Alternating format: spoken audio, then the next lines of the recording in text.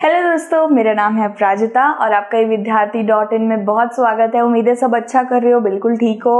और जैसा आप जानते हो, पार्ट 9 हम लोग कर रहे थे आपकी इतिहास की किताब से क्षेत्रीय संस्कृतियों के निर्माण। ठीक है, तो ये वाले पार्ट का मैंने एक विषय करवा दिया और परिचय भी करवा दिया, जाके जल्दी से देख लेना अगर नहीं देखा है तो हमारा जो दूसरा विषय आ गया वो है शासक और धार्मिक परंपराएं, जगन्नाथी संप्रदाय। जगन्नाथ मंदिर सबसे पहले कौन कौन गया है कमेंट बॉक्स में बताओ। तो जगन्नाथ मंदिर की बात करें तो इसकी महत्वपूर्णता हमें हर टीवी के चैनल पे दिख जाती है।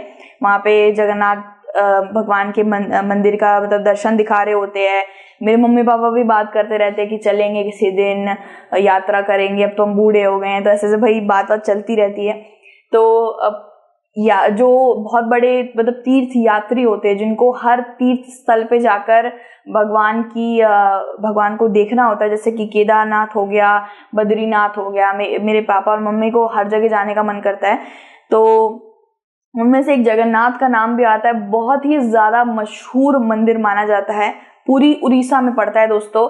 हमारे उत्तर पूर्वी भारत की तरफ पड़ता है, यहाँ पे कोलकाता, झारखंड ये सब आ जाता है। तो उत्तरी पूर्वी भारत की तरफ हमारा उड़ीसा पड़ता है। तो उड़ीसा के अंदर पूरी जगह में ये जगन्नाथ मंदिर स्थित है। तो क्या क्या मतलब शासक और धार्मिक परंपरा, मतलब यहाँ पे क्या धार्मिक परंपराएं चलती है और किस शासक ने बनवाया वो भी हम जानेंगे। तो जैसे कि आप देखते ही हैं कि जब एक क्षेत्र, एक जगह बन जाती है ना, तो वहां पे लोग रहने लग जाते हैं, लोग दुकानें बिठाते हैं, लोग बहुत सी चीजें बनाने लग जाते हैं। धीरे धीरे करके वही जो लोग वहां रह रहे होते हैं वही एक संस्कृति को पनपाते हैं, वही मंदिर बनाते हैं, वही बड़े बड़े मजार बनाते हैं, बड़े बड़े दरगाह बनाते हैं। तो क्षेत्र से ही हर चीज शुरू होती है। जब तक वो जगह नहीं मिलेगी लोगों को, तब तक लोग संस्कृति नहीं बना पाएंगे, तब तक लोग भाषा नहीं बना पाएंगे या कोई मंदिर भी नहीं बना पाएंगे। तो सबसे पहले लोगों को जगह चाहिए होती है। ठीक है, ये जगह मिल गई, अब यहाँ लोग रहने लग गए, लोगों ने मंदिर बनाए, लोगों ने फिर दरगाह बनाए, फिर ऐसा ही होता है। ठीक है, तो भाई कैसे करके ये जगन्नाथ संप्रदाय चलती है वहां पे, उसके बारे में थोड़ा हम लोग करते हैं बात। तो यदि कोई क्षेत्र है तो धर्म परंपराएं भी हैं। अगर कोई क्षेत्र है उसके अंदर लोग रह रहे हैं तो लोगों का धर्म भी होगा, लोगों का मजहब भी होगा, लोग अपने संस्कृति, अपने त्योहार भी बनाएंगे। तो वहीं से धर्म परंपरा दिखने लग जाती है।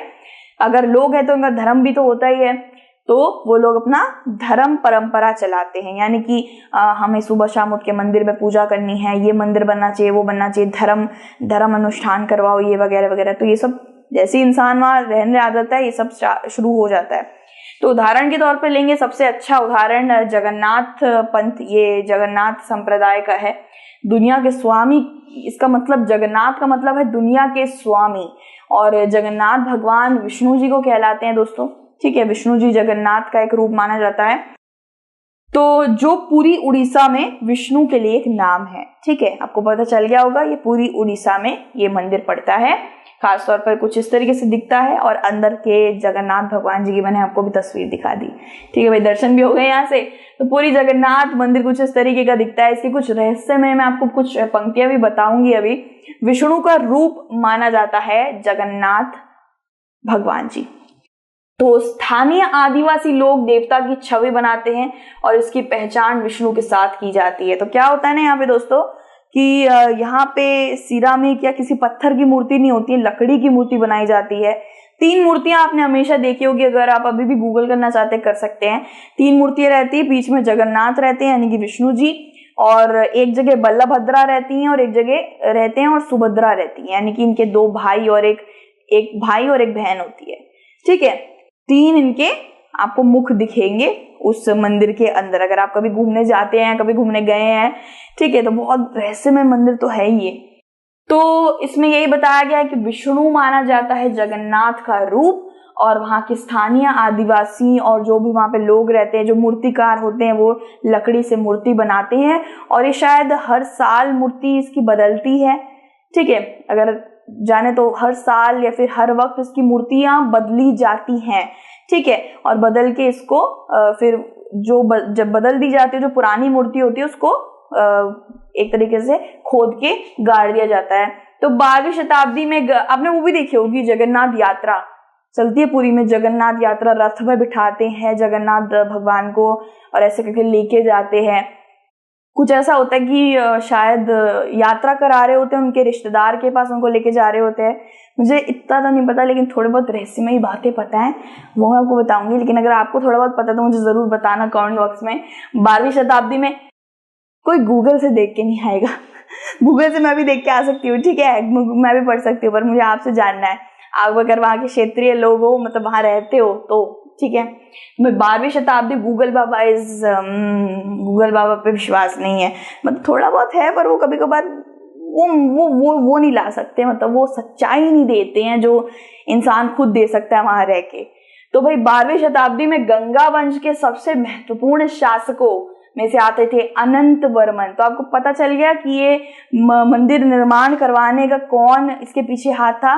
तो सबसे मतलब ये ढूंढ ढांड के मुझे ये तस्वीर मिली है, अनंत वर्मन करके एक गंगा वंशज के राजा थे उर्फ गंगा डायनेस्टी।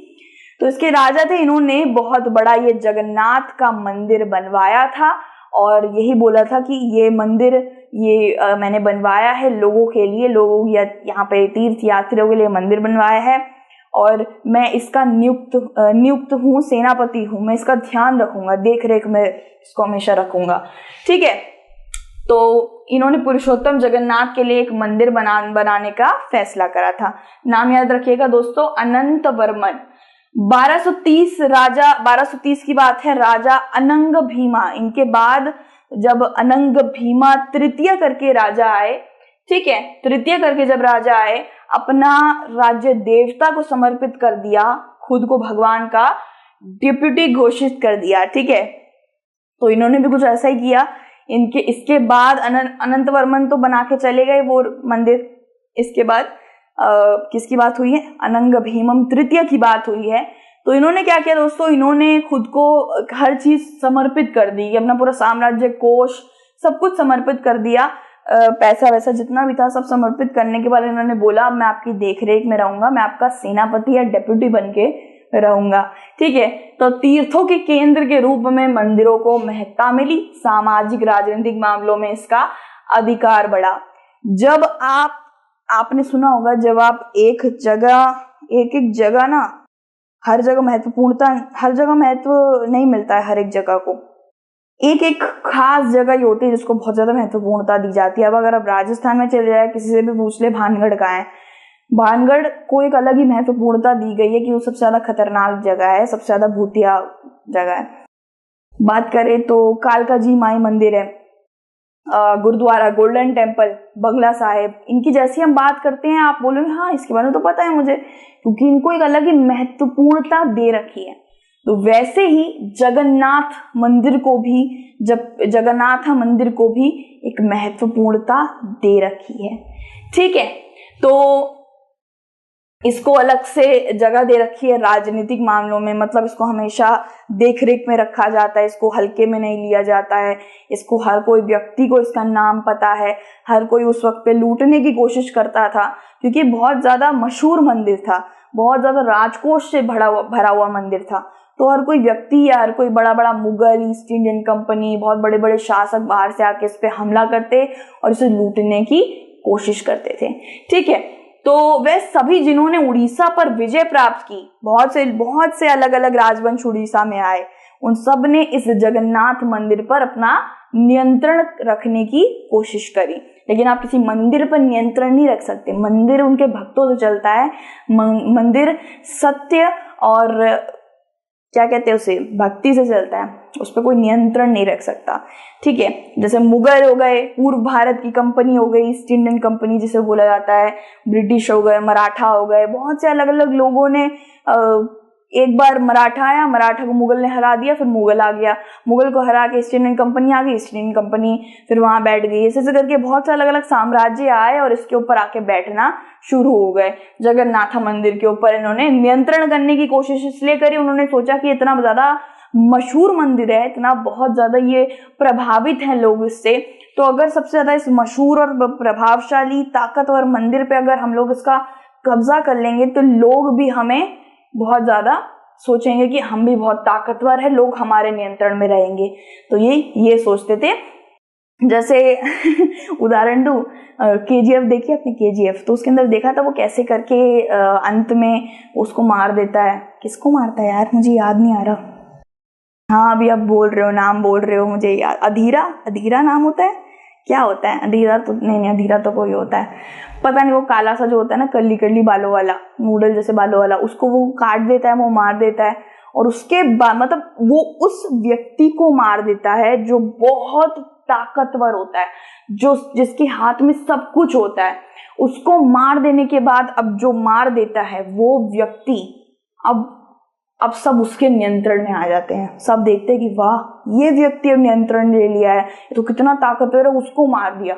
तो ऐसा ही है कि जगन्नाथ वो ताकतवर इंसान है, जगन्नाथ मंदिर वो ताकतवर इंसान है। और अगर जो भी व्यक्ति आके इस जगन्नाथ मंदिर के ऊपर नियंत्रण कर ले, इसके ऊपर कब्जा कर ले, तो बाकी जितने भी लोग होते हैं वो इस व्यक्ति के नीचे अधीन हो जाते हैं। तो ये इन लोगों का मानना था, मेरा मानना नहीं है, इन लोगों का मानना था ये। ठीक है, तो बहुत छोटी सी ये मैंने आपको छोटा सा विषय था ये समझा दिया, जगन्नाथ संप्रदाय और क्या चलता था।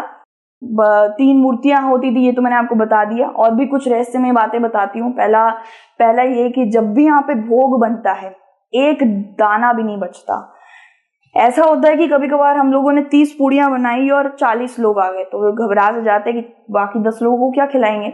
यहाँ ऐसा होता है कि इतनी भीड़, इतने लाखों लोग यहाँ पे श्रद्धालु खाना खाते हैं, लेकिन ना ही कभी कम पड़ा है ना ही कभी ज्यादा पड़ा है, एक दाना भी नहीं बचता। ऐसा होता है वहां पे। ठीक है, साथ ही साथ बहुत अलग अलग बर्तनों में पकवान बनते हैं, मिट्टी के बर्तनों में पकवान बनाए जाते हैं। अब बहुत से अलग अलग क्या कहते हैं उनको, होता नहीं है, वो मंत्र उच्चारण करके बनता है, तो उसका स्वाद ही अलग होता है बिल्कुल। ठीक है, दूसरा इस मंदिर की परछाई नहीं दिखेगी आपको, आप कहीं से भी देख लीजिए मंदिर की परछाई ही नहीं पड़ती है। चौथा, ऊपर एक झंडा लगता है। ठीक है, अशोक का झंडा लगता है, अशोक चक्र भी ऊपर लगा हुआ है। वो अशोक चक्र ऊपर, इतनी ऊपर कैसे लगा है किसी को नहीं पता। ऊपर एक झंडा लगा हुआ है, और वो झंडा अगर हवा यहां से आ रही है तो वो झंडा दूसरी तरफ ही उड़ रहा होता है। हवा यहाँ आ रही है तो वो झंडा इधर ही मतलब लहर रहा होता है, ऐसा होता है। ठीक है, और उस झंडे को शायद हर दिन बदलना पड़ता है। अगर एक दिन भी बदलने से चूका वो व्यक्ति, तो शायद मंदिर 16 साल के लिए बंद हो जाता है, ऐसा भी बोला जाता है। और मंदिर के पास में ही पानी है। ठीक है, समुद्र है मंदिर के पास, लेकिन समुद्र की सिर्फ और सिर्फ लहरों की आवाज और उसकी आवाज जो भी है वो आपको सिर्फ बाहर सुनाई देगी, और जैसे आप मंदिर के अंदर जाओगे कोई आवाज नहीं आएगी पानी की। तो बहुत रहस्यमय मंदिर है, मुझे जाने का काफी मन था, मैं जरूर जाऊंगी ऐसे तीर्थ स्थलों में। हमारा भारत ही इतना मशहूर है, हमारा भारत में इतनी सारी चीजें बढ़िया है कि हम लंदन पेरिस कहाँ घूमे यार, भारत ही घूम लो। इतना रहस्यमय मैं क्या बताऊं, इतना मतलब मजा सा आ जाता है। ठीक है, तो इसको छोड़ते हैं, हम दूसरा विषय देख लेते हैं। दूसरा विषय हमारा भाई राजपूत और शूरवीरता की परंपरा, इनके ऊपर है। दूसरे वीडियो में आते हैं भाई, जो राजपूत है जरूर आके देख लेना, आपके बारे में थोड़ी तारीफ होने वाली है। भाई दूसरी वीडियो में मिलते हैं, अपना ध्यान रखना, be happy, be positive and God bless you, take care, bye.